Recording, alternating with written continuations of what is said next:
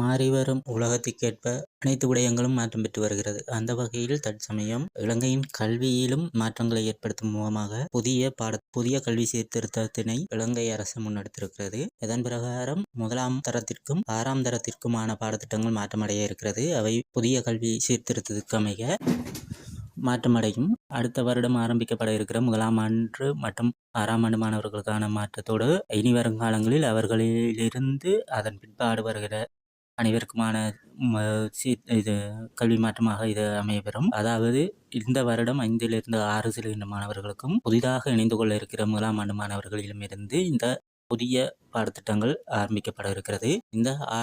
இந்த மாற்றமானது பள்ளி பாடத்திட்டம், பரீட்சை முறைமை, ஆசிரியர் பயிற்சி, தொழில்நுட்ப கல்வி என்பவற்றில் எல்லாத்திலையுமே பெரிய மாற்றத்தை கொண்டு வரதாக அமைய போகிறது. இதனால் முதல் காணப்பட்ட மனப்பாடம் செய்வது, புத்தகம் மட்டுமே படித்து கொண்டிருப்பது, மார்க்கை வச்சு எல்லாத்தையும் ஏற்றத்தாழ்வாக பார்ப்பது போன்ற விடயங்களில் அதிக கவனம் செலுத்தாது.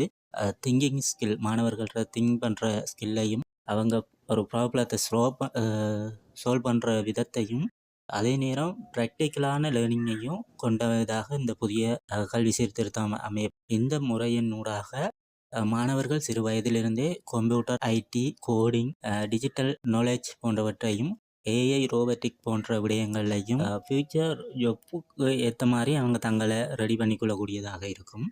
அது மட்டும் இல்லாது இந்த புதிய சீர்திருத்தத்தினூடாக, கல்வி சீர்திருத்தத்தினூடாக இந்த பழமையாக காணப்பட்ட அந்த தரம் 5க்கான ஸ்காலர்ஷிப்போ, ஓஎலோ, ஏஎல் பரீட்சைகள்லேயோ மாற்றங்கள் வருமாக இருந்து பார்த்தால் அது வராது.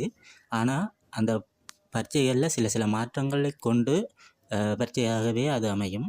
அது மட்டுமல்லாது continuous assignment, project work, practical marks போன்றவற்றிலையும் கொஞ்சம் கவனம் செலுத்தி ஒரு எக்ஸாம் வாழ்க்கையை முடிவு செய்ததாக இல்லாமல் மாணவர்கள ஸ்கில் அவர்களது வாழ்க்கையை முடிவு செய்வதாக அமையப்பெறும். அது மட்டுமல்லாது இந்த புதிய கல்வி சீர்திருத்தமானது ஆசிரியர் பயிற்சியிலையும் தாக்கத்தை ஏற்படுத்தும். அதாவது ஆசிரியர்களுக்கான மாற்றம் என்று பார்த்தால் டிஜிட்டல் டீச்சிங் ட்ரைனிங் நடக்குது. அதே மாதிரி ஆன்லைன் டீச்சிங் ஸ்கில்லை வளர்த்து கொள்ளணும். நியூ சிலபஸுக்கு அவங்க தங்களை ரெயின் பண்ணி கொள்வதாக இருக்கும். இதனூடாகத்தான் இந்த புதிய கல்வி சீர்திருத்தத்தை முன்னெடுத்து செல்லக்கூடியதாக இருக்கும்.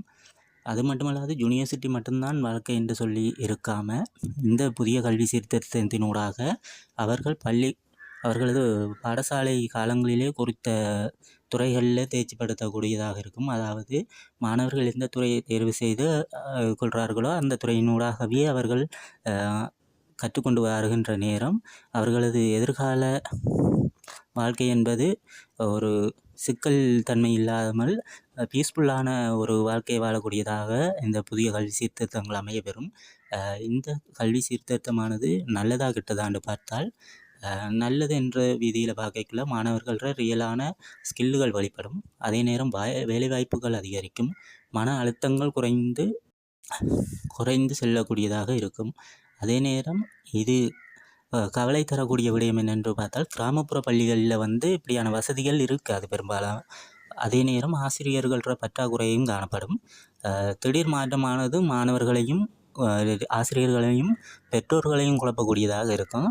எனவே குறித்த பாதகமான சூழல்கள் தன்மைகள் இருந்தாலும் இந்த குறித்த கல்வி சீர்திருத்தமானது சரியாக நடைமுறைப்படுத்தப்பட்டால் இலங்கையின் எதிர்காலத்தை மாற்றும். சரியாக திட்டமிட இல்லை என்று சொன்னால் அது பிரச்சனைகளை அதிகரிக்கக்கூடியதாகத்தான் இருக்கும். ஆனால் தற்சமய அரசாங்கம் எடுத்திருக்கிற இந்த கல்வி சீர்திருத்தமானது பெரிதும் நம்பிக்கை அளிக்கக்கூடியதாகத்தான் முன்னெடுத்து செல்லக்கூடியதாக இருக்கிறது. எனவே இந்த புதிய கல்வி சீர்திருத்தமானது காலத்தின் கட்டாயத்தினூடாக பார்க்கின்ற போது தேவைப்பாடான ஒரு கல்வி சீர்திருத்தமாகத்தான் இருக்கிறது. எனவே இதை வரவேற்கத்தக்க ஒரு கல்வி சீர்திருத்தமாகத்தான் நான் பார்க்கின்றேன்.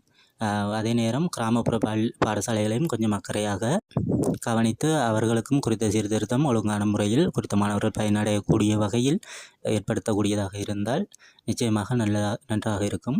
இந்த வீடியோ உங்களுக்கு யூஸ்ஃபுல்லாக இருந்தால் லைக் பண்ணுங்கள், சப்ஸ்கிரைப் பண்ணுங்கள், ஷேர் பண்ண மறக்காதீங்க. நன்றி.